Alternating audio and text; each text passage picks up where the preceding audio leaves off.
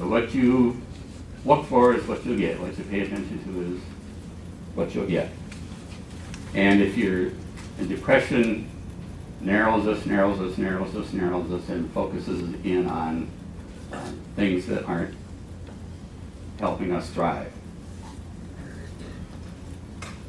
I'm going to tell you some things that I learned from working with depressed people for 30 years. I don't think that I've ever been clinically depressed. I know I haven't been clinically depressed at the level of people that I have the privilege of talking to. So I'm talking from my personal experience, but my personal experience is from sitting with people that have clinical depression. So what I've learned is that sometimes it makes sense and sometimes it doesn't. And I wish I could be more specific than that, but I can't. Sometimes I'll sit with people and we'll do a loss inventory about how things have been going in their life and what they've lost. And once we've gone through that, they'll say, "No wonder I'm depressed. I deserve to be depressed. I earned it." Things are really going poorly for me. And lots of us good Americans like things to make sense. And sometimes when things make sense, the pieces come together and we can go to work. It doesn't always work that way. I'm convinced, and I can give many examples of people, nice people walking around the world, minding their own business, taking care of their own business, and they suddenly get depressed. And you can do all the history you want to. You can find wrinkles in their upbringing, and you can find wrinkles in their life. You can find that in anybody. But trying to find something that explains why they feel as bad as they do is just impossible. And it's not something you even need to spend a lot of time with, because it's not there. So to these people, it just hits them. And there's other people that have a very predictable pattern of depression. I have people that schedule with me every October and November, and when they feel better, they just make their schedule out for me next year in October and November, because they know that living here in Minnesota, that's what's going to happen to them. And believe it or not, I've got a couple people that schedule to see me in the spring. So for some reason, the transition from winter to spring makes them depressed, and they've been seeing it for enough years so that they know that that's what's going on, so they take care of business in the spring. So sometimes it's very predictable. Depression still has a huge stigma to it in our society.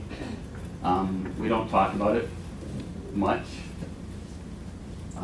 I'll tell you a true story. I had a client who I worked with who had a daughter who was very depressed and lived in their basement and would go out and try to get a job once in a while, but would fail at it after a couple of short months and then be back in the basement. And they were trying to support this daughter as best they could and help her not be depressed. And my client came in really, really mad one day, and I said, "What's wrong?" And she said, "I just went to a meeting with all my girlfriends, with all my support people, and when we talked about my daughter, they acted like they were mad at me. Well, she just has to get a job. Well, you just have to throw her out. Well, you just have to do this." And that was their advice. And then she said, and then one of my other friends had a son who was in jail because he committed a crime. And for that friend, they gave her lots of sympathy and understanding, and oh, you poor thing, that's a really difficult situation. And she was really, really mad. And part of that is just this whole stigma we have about mental illness and depression in our society. We don't talk about it. If we talk about it and think about it, that kind of opens up the idea that it could happen to us, and we don't like that. And when horrible things happen in our world, like Robin Williams' suicide, everybody was interested in trying to find out what that was about. Can we find some meaning in that? And then they found what they could find, and in my mind, none of that explained somebody taking their own life, but we kind of take a deep breath and say, oh, he had this illness and this was going on, and he committed suicide. But we really, really don't understand that situation, and there is a huge stigma about it. And so it becomes a huge problem for people that are depressed, that they begin to feel like they must have done something to deserve this or to bring it on, or they must be behaving poorly in their life in some way or they wouldn't feel this way. And they look around, and what they see when they look around is everybody's got great kids who are thriving, great jobs, making a lot of money, secure, happy marriages. Everybody else in the world has just got it going on, and with me, it's not happening that way. And of course, we all know that it's not that way. That's not reality, but that's how it feels to depressed people as they get detached more and more from the world. So one of the things I have people do that's kind of interesting, depressed people and anxious people, I'll suggest that they ask at work. I'd say something like, "Oh man, I'm on this new antidepressant, and it's really frustrating for me. Anybody else on an antidepressant?" And then they come back and they're just amazed that half the people they work with are also on an antidepressant, but nobody's talking about it. Or ask everybody has in their family, everybody has a relative that knows what's going on and pulls things together and has the history. So ask your history relative, who all's been treated for depression in this family, and they come back blown away that they've grown up in this family of lots and lots of depressed people, but nobody is talking about it. So, bottom line is go ahead and talk about it. Thank you for coming today to listen about it and go out and talk about it. The bottom line, the reality is that nobody wants depression, nobody invites it, nobody stands in line at Walmart to buy it, nobody invites it, nobody enjoys it, nobody uses it to their advantage to get things that they want. That's not what depression is about. It's an illness that people get. So my job then becomes to try to externalize that, to take it outside of that. What have I done to deserve this? I probably do deserve this. Self-blame, self-condemnation, and talk about getting it outside. And I do that in several ways. First of all, I usually don't get to meet people until they are depressed. So I'll do lots of talking about what they were like when they weren't depressed. What was your life about? What did you do? What did you like to do? What was your fun? Who were your people? What were your strengths? What were your gifts? All of those things that depression doesn't take them away from us, but it makes it hard for us to be in touch with them. How did you used to socialize? Did you go to church? What were your religious upbringings? What are the roots of spirituality in you? So taking it out of the context of how bad they feel right now and talking about their life before. And then how do you want it to be different? Do you want to go back to those things that you have? Do you want something to be different? But the bottom line is we can't stay here because nothing works well when we're depressed. And medicine for me, medicine makes it easier to do all of this stuff. When medicine works, people can go to work and get busy. The hard part about medicine in our society is we believe in it a lot, so when we got our medicine and we sit back and say, oh good, I got my medicine, I don't have to do anything else, and that's a big problem in our society because it's better to look at it, okay, I got my medicine, now I can go to work and do some of those things that I know I need to do and I'll feel better. So if depression has any message at all in terms of talking to us, the message might be something like, hey, something in your life isn't working really well right now. So if it has any meaning at all, that might be it. But it has an evil that comes with it, and evil isn't a strong enough word for what it does, because if it sends you a message that, hey, something's not working very well in your life, it immediately sucks out all of the energy, all of the motivation, all of the enthusiasm that you might have to do something to solve your problem. So you've got a problem and absolutely no resources, no energy to get at it, to take care of it. People that are depressed tell me this is the hardest work I've ever done. And they aren't doing anything. But not doing anything is the hardest work I've ever done.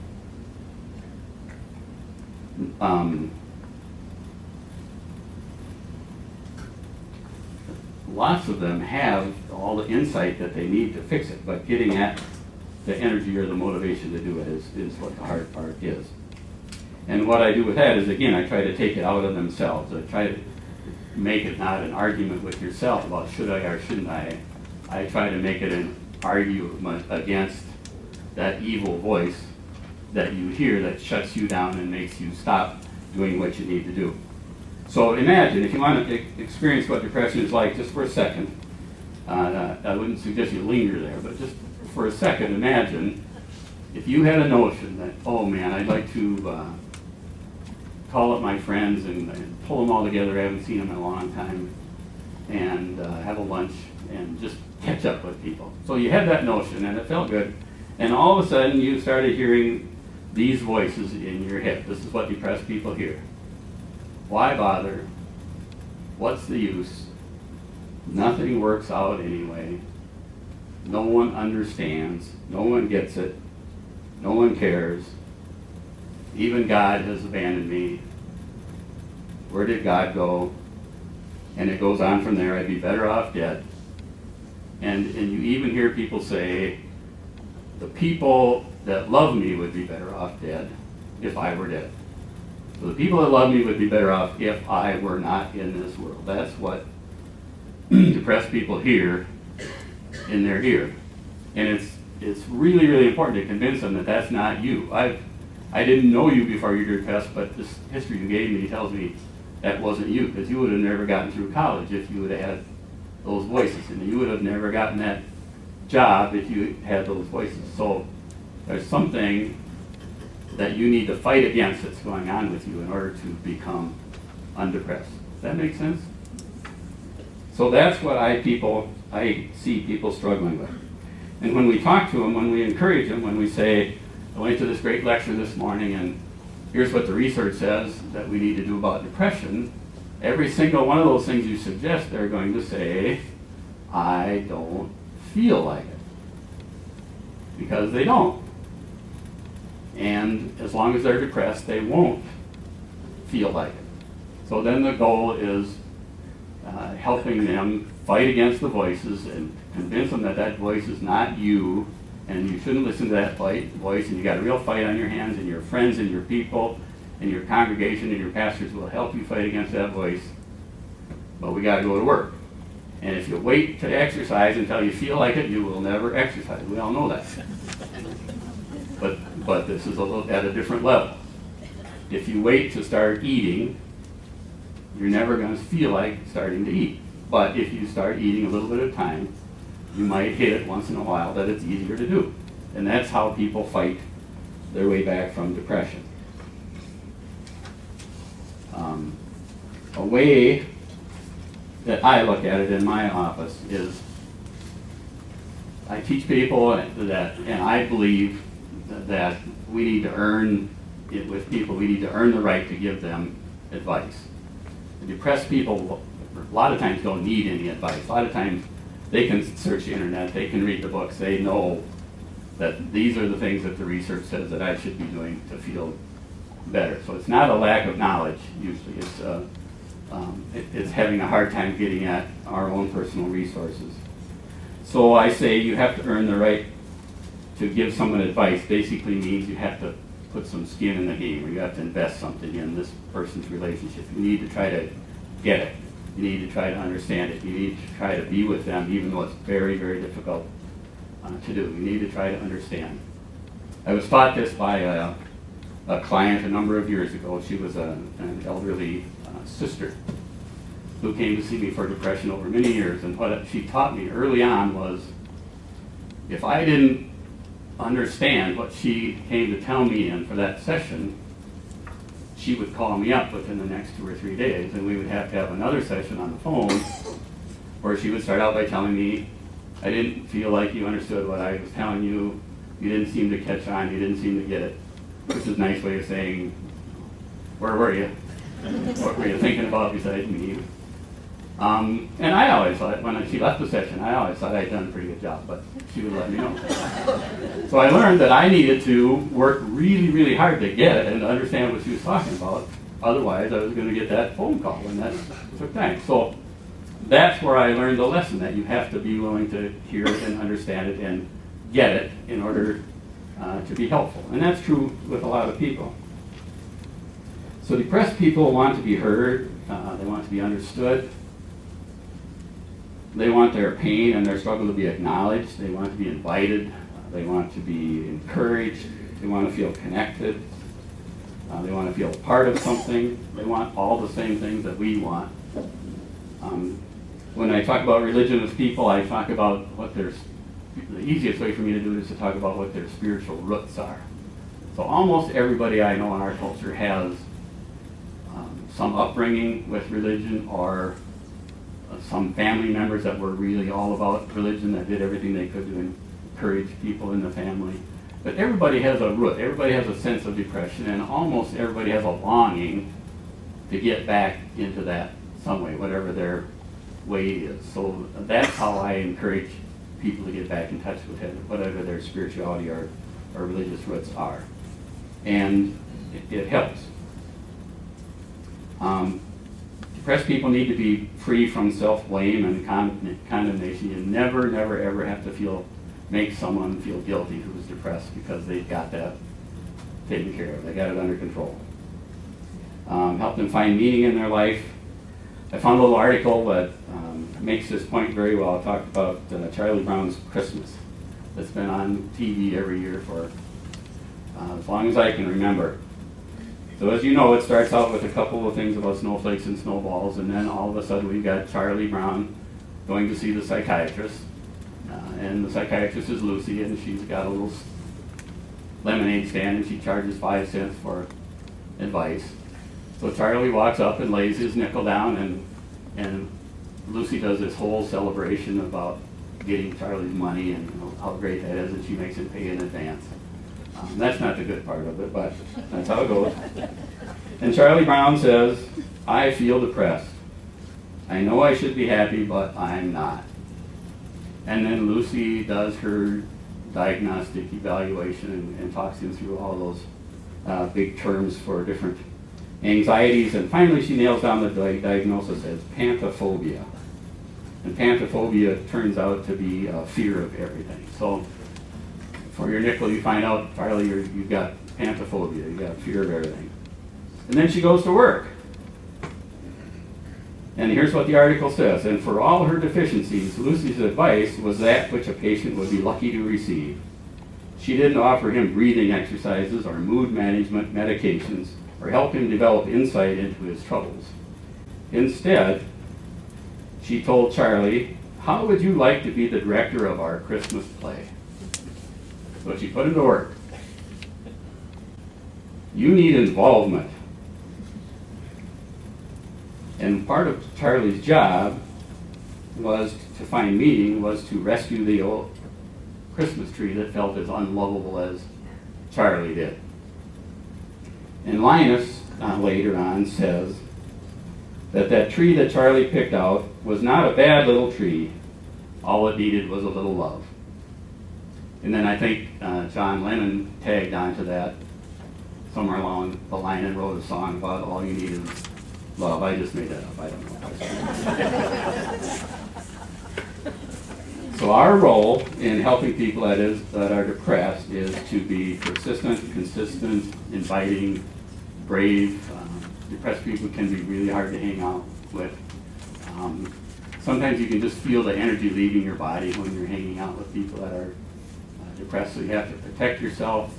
You have to do all of these things to keep yourself charged and up so that you can help other people who don't have it.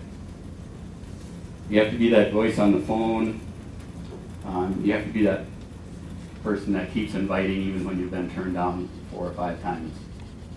That's what makes sense to me. And you need to be able to put one foot in the situation and feel it and be a part of it, but not both feet. And then having said all that, and hopefully that makes sense, but the next thing I want to say to you contradicts a little bit. The best thing you can do is to try anything. Whatever your personality is, whatever your nature is, whatever comes to you, whatever makes sense to you, the people you're trying to be with, you probably know them better than anybody else. So you don't have to think about doing it my way or any way, but try something to connect with those people to see if you can be the one that helps or the one that makes it happen.